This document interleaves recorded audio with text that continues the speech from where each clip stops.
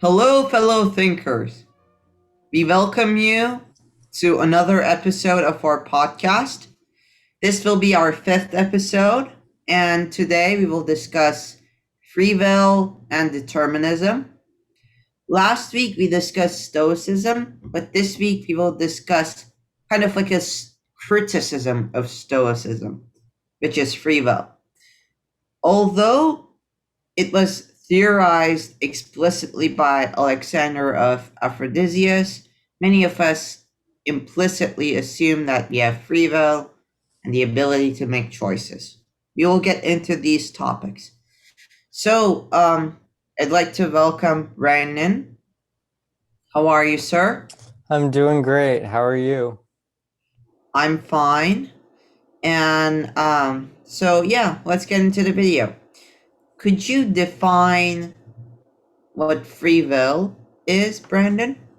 Yeah, free will is the idea that we can make choices and Mm-hmm. that therefore the future isn't we have control over ourselves and there's different possibilities that Mm-hmm. one circumstance could have.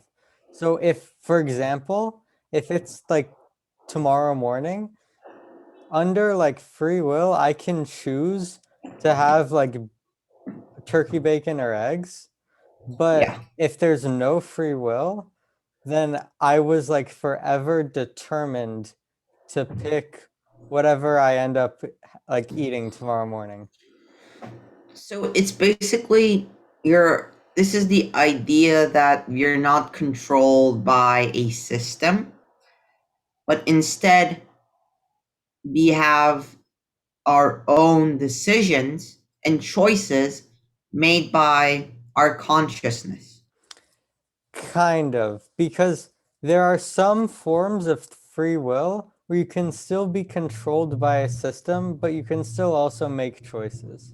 But we can get into that later in the podcast. What I mean by systems here is that I mean a system so perfect that there's no room for human choices, human determinism, human anything.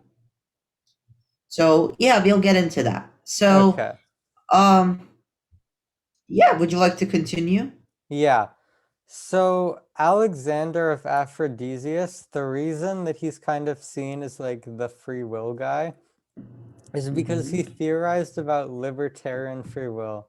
This has nothing to do with political libertarianism, but libertarian free will means that we have the complete freedom to make any choice at all. And Yeah. therefore, the future is undetermined, meaning Mm-hmm. there's not one Definitely. set way that the future can be. Now, this is a particular part of the free will theories, but then there are other ones, right? Which is kind of what we call soft determinism. Soft determinism says that we do make choices, but some people are able to make more choices than others. And perhaps there are even situations where circumstances make it so that there is no choice available. Like an example of this would be if you're in a situation where you have to um, kill someone or be killed yourself, a soft determinist would say you don't have any choice in that situation, really, right? That's a perfect example, and it shows really how soft determinism works. Yeah. And um so what you mentioned here is could be interpreted in many ways as not a fatalistic view of the world, of the universe, but instead like kind of like an anti-fatalistic view, no? So Definitely. but I heard that there are certain schools of thought that say that free will is part of like a fatalistic view of the world, in that many of them tie this to religion. They say that God gave us free will so that He could test us, and Well, uh, I'd like to talk about this because this is an interesting view. mhm. So this is a common theme in like the major religions in the world, I guess. Yeah. But there's I think there's a weakness in this like theory because one of the problems is with omniscience. Hmm. Because if you like want to take a test, if you want to give a test, that implies that you don't already know what the result will be.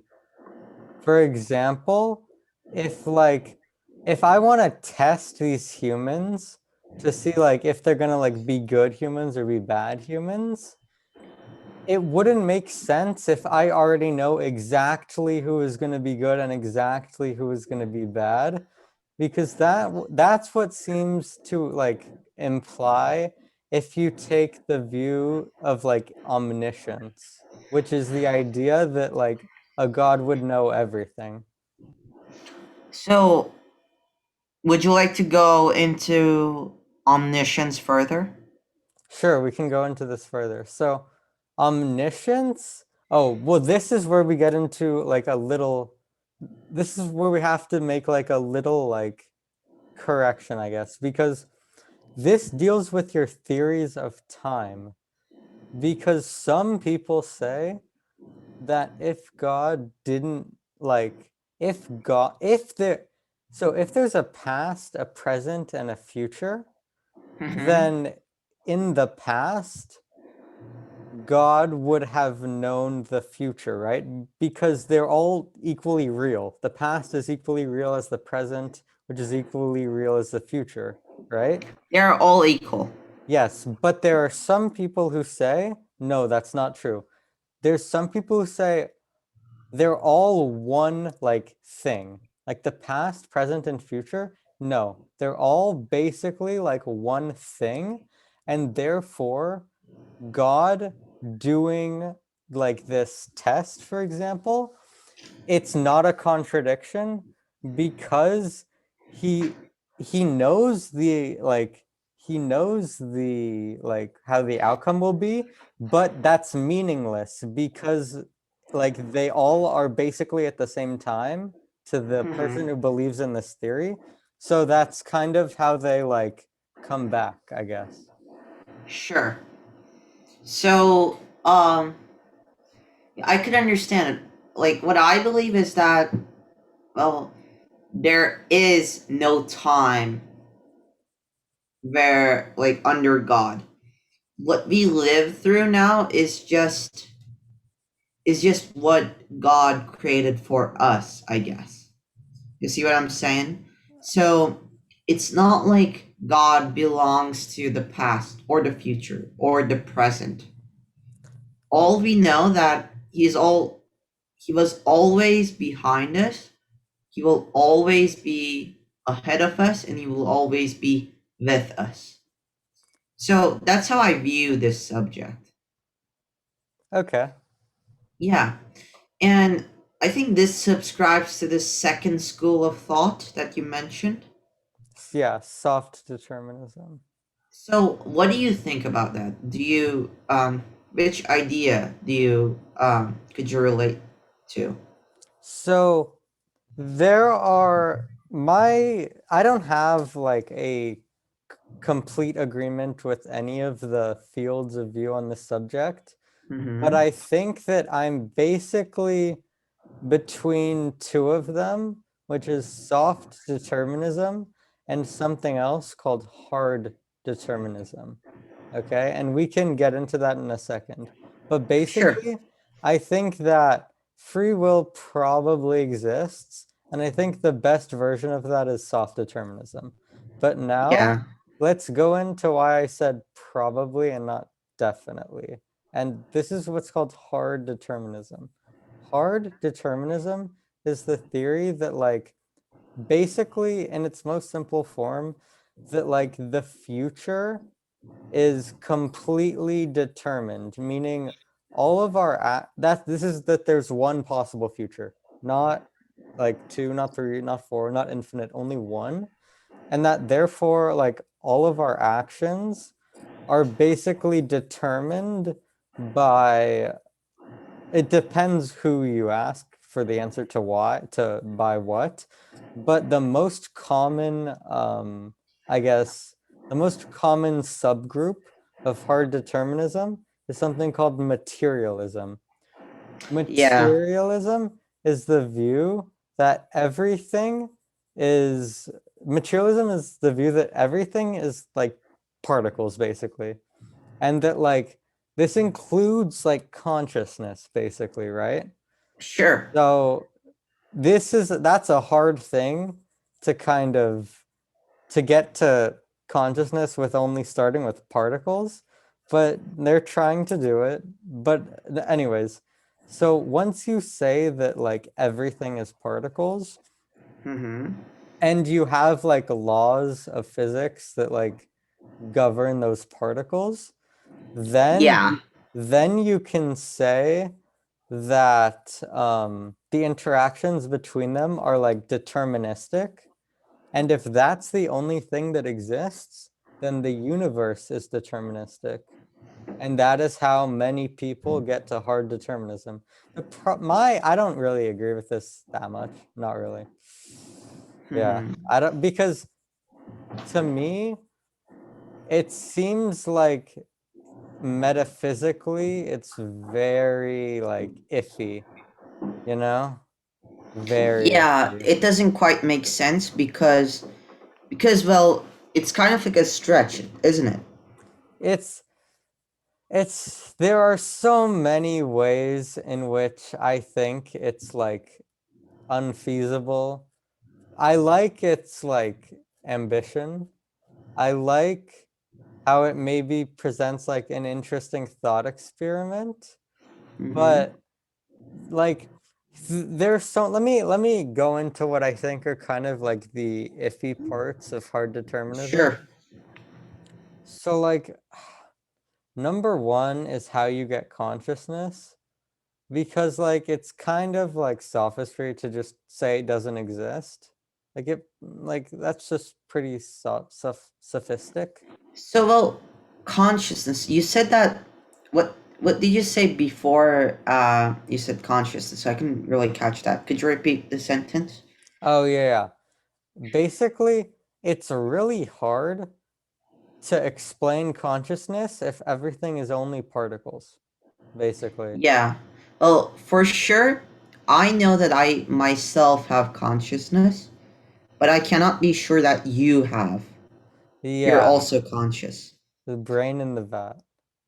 Yeah. I could never be sure. Um, And then there are some, imagine that like, never mind, keep going, keep going. so, and we'd also like to ask you guys in the comments, please write what you think about consciousness. It's still it's still a really good topic to this day that we'd like to talk about in one of our next episodes. Please write down what you think below. And also, oh, if you guys want to read more about consciousness, I recommend Sir Roger Penrose and his studies. He is very good. He's like a really efficient writer, and I really suggest his stories from A to Z. He has done such a great work in this field. So, anyways, to return to our main conversation.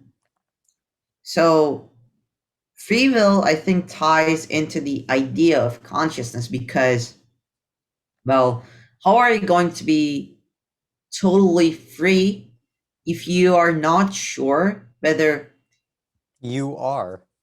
whether you are conscious and whether you are actually real? Yeah, like this shows that like how questions about like free will Sure. really deal with sorry, excuse me. They really deal with questions about like they really deal with metaphysics as a whole. Now, I want to add that while hard determinism I view as completely like unworkable, I still think it has like a few like positives. So And yeah. let's talk about these positives for a bit. So would you So, like to first describe what hard determinism is? yeah, so hard determinism is the idea that the future is like all of everything is completely determined. And there's a few like groups of hard determinism, but as we mentioned, the biggest is materialism, which is the idea that like everything is particles basically. By the way, hard determinism is also called metaphysical determinism. So you Yeah. guys could search that also. Yeah. And then like sorry, so then let's talk I kind of like dissed it a lot earlier, Hmm. but it does have some positives, I think. What you guys should be thinking about when. So, welcome back, guys. Sorry we experienced a very small problem, but now we seem to be good. So, what you guys should think about is that when we talk about hard determinism, is that, well, it's all part of a large scheme of events. So, one thing, and it's determined, it affects like the entire thing. That's actually a phenomenon called the butterfly effect, and that's a whole another thing of its own. But um, what hard determinism borrows from, let's say, the butterfly effect, is that everything is there for a reason, and thereby it should make sense that everything is part of a determined schedule, let's say, of events. So, what do you think about that, Brendan? Do you agree with the analogy that I made? Yeah, your analogy is definitely correct. And I think that it goes to show how two different concepts that we have, that most people Hmm. have, they're completely contradictory. And these Yeah, definitely. concepts are that we have free will and that cause and effect is a thing, right? Hmm. Be Yeah, yeah, yeah. because everybody thinks we have free will because it's pretty self-explanatory to almost everyone that like you make choices. But then it's pretty self-explanatory to almost everyone that cause and effect is a thing, right? Hmm. So then, but these two are completely contradictory when you actually think about it. And this is like, let me explain why. So if I make a choice, for me to actually make a choice, it must be like a free action by me. But if Hmm. cause and effect is a thing, then something has to have caused me to make that choice, right? And if it had caused me to make that choice, then it wouldn't have been a choice really, and then we wouldn't have free will. So Yeah. that's kind of how people arrive at hard determinism often through the idea of cause and effect.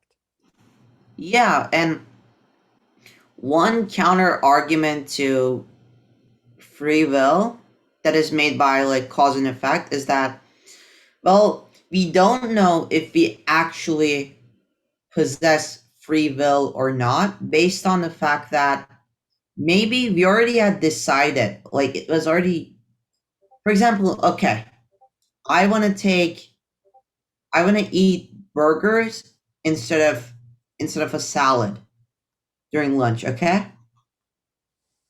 How do I know that it's not it's not my choice? So for example, like I want to do that, so that's why I eat burgers. But how do I know that it wasn't written into my brain to actually to actually, well, get burgers, you know? Yeah. I think that's a part of it as well. And I guess in the end of this, what we should really get out of this whole argument about free will and determinism is that, well, life is not just a small thing where like each second is worthless. Every second of your life is like really worthy. And in the end, our actions actually do have consequences. Yeah. To believe that is um is basically a whole another step of maturity. Many people who claim that they're mature don't actually fully comprehend the idea that, well, even if they have free will, does that mean that their actions are always justified? Just a thought to think about, I guess. We're back again, everyone. Sorry, we're experiencing some interruptions, but I think we should be good now. So, Brandon, you were talking about your ideas about free will, and you wanted to perhaps bring a new kind of aspect to Y- look at free will. Yeah, go on. yeah.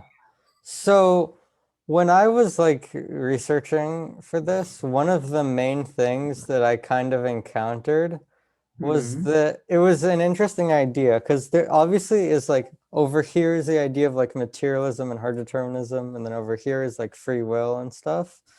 But it's kind of like a mistake to see everything as only those two, because there's also like an idea of where materialism like can be wrong and you can still have no free will. So this would be hard determinism with no free will. And this is coming close to what you said about how like how do we know that it's just not like written into our minds that we will do this, you know? I have a really good, I have a really good, well, example from Greek mythology. So there's this character called Icarus. I think you know him as well. Um, he basically just what happens is he's flying with his father. We're really summarizing it here. He's flying with his father, but and his father assures him not to get too close to the sun or not to get too low down to the sea level. And what Icarus does is while he's flying, he just loves the environment around him when he is flying higher towards the sun. So eventually he overdoes it and he essentially gets he essentially falls down basically due to getting too close to the sun. So, I mean, this shows how free will could also have consequences, really. Oh, I never interpreted it like that before. Yeah, because his father is kind of, I see his father as God here. Since we are talking about religion and God, his father is God in this case, okay? God is telling Icarus not to commit sins, I guess. And those sins are, for example, pride or like being too lazy or like loving, being addicted to something, being addicted to the feeling of power when you're above everyone else. And when Icarus essentially doesn't listen to his dad, or in this case, as we interpreted, God, he falls down. And the reason that God, in this case, what I interpreted as, even though God has the power to, well, punish Icarus or basically make, not let him close to the sun or close to the sea, I guess he doesn't because he sees this as a test. He wants his his beings, his creations, to listen to him. Do you see what I'm saying? Yeah, That yeah, was an interpretation that I did, and thanks to Mr. Chang, actually, um, he really made me come up with some good ideas about the book. yeah, yeah. He's a very good English teacher. Yeah, definitely. So another thing that kind of had captured my attention was the idea of like indeterminism and how this could possibly cause free will. So, for example, like this is, yeah, so for example, like with quantum mechanics, I'm not the smartest nuclear physicist out there, but like I've been doing some research on it. And from So, my just to get you understanding, guys started on this, indeterminism is the doctrine that not all events are wholly determined by antecedent causes. So it's kind of uncertain. It's left up to us. It's not left up to like yeah, it's like a question. Is he going to rise up or is he going to fall down? but when we look at this on the smallest levels, Mm-hmm. there are different interpretations of like the math on quantum mechanics, but one of the big ones is called the Copenhagen interpretation. Yeah. And the Copenhagen interpretation suggests, like here, sorry, the Sure. Copenhagen interpretation suggests like indeterminism for quantum things. This So, this interpretation suggests that like there's kind of inherent randomness at the lowest level of reality, at like this teeny tiny like quantum level. And this means that with the same things, like if you're thinking about like a start and an end, if you have two atoms at the start, mm-hmm. under like classical mechanics, which is anything that came before quantum mechanics, then you Yeah. could predict 100% what you would have at the end. But with quantum mechanics, there is like inherent like randomness to these quantum objects, which means we cannot predict what is going to be at the end. We can only say like one we can only say there's a 30% chance it might be this, 40% chance it might be this, 20% chance it might be this, etc. And this means that this could possibly like show how like consciousness emerges. Sure. What I interpret this is as I simplified it. In the experiment, you could see like so basically the quantum mechanics are like the beginning of everything, right? It's like the smallest detail. You cannot go smaller than this. It's like infinite beginning, let's say, okay? So this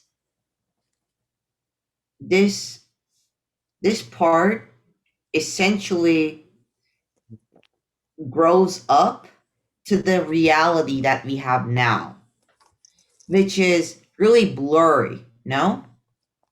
In No, that case. that is a very good observation because this has like some really deep ramifications for when you think about it. Now, So think about it like this, okay? You see how like this okay, let's say this is like a lighting source and this is like the quantum mechanics. Essentially in the experiment, I actually went over this like a few weeks ago. oh, the double slit experiment, yeah. Yeah. And then it essentially It goes up, interacts with itself. interacts with itself, and what is it? It's blurry. It's not clear. We don't Yeah. know. Questions. Yeah, it's so interesting. I could probably talk about this for 10 hours if I had the time. It's crazy. Well, I'm glad that you're doing this podcast. Yeah, if I was good enough at math, I would probably be a physicist, but I don't want to make myself go that crazy because yeah. Well, it's really interesting to think about these topics. In the end, it boils down to, well, one question: Is free will real? And the second one: If free will is real, who controls our brain? What is consciousness in that case? And the third question I have in the end is: Could there be, if free will is real, does that suggest that it's all in our consciousness? Does that suggest that everything we interact with, everything that we see, is just figments of our own imagination, that which was created by our consciousness? So if that's the case, that really undermines the idea of a higher being, doesn't it? So yeah, I think Nietzsche also did talked about this, but I can't remember the book that he said, and I also can't exactly remember what he said about the subject. So yeah, we can even talk about that in a future episode. When in doubt, read Nietzsche. Yeah. So, do you have any more things to say about the subject or any comments? I think we covered it pretty thoroughly. Yeah. So, thank you again all for watching this far. We're growing as a community, and we're glad to have you all by our sides as we eventually grow and we eventually will be successful in what we do, and that is running this podcast. So, we urge everyone to leave a comment below about their thoughts. This this will be a free area where we could all talk about what we have not, what we think about. So don't be ashamed. And uh, other than that, please remember to like and subscribe to our channel. Other than this, also follow our Instagram. And that's all. Thank you all for watching again. See you all next time on our next podcast episode. Goodbye. Bye.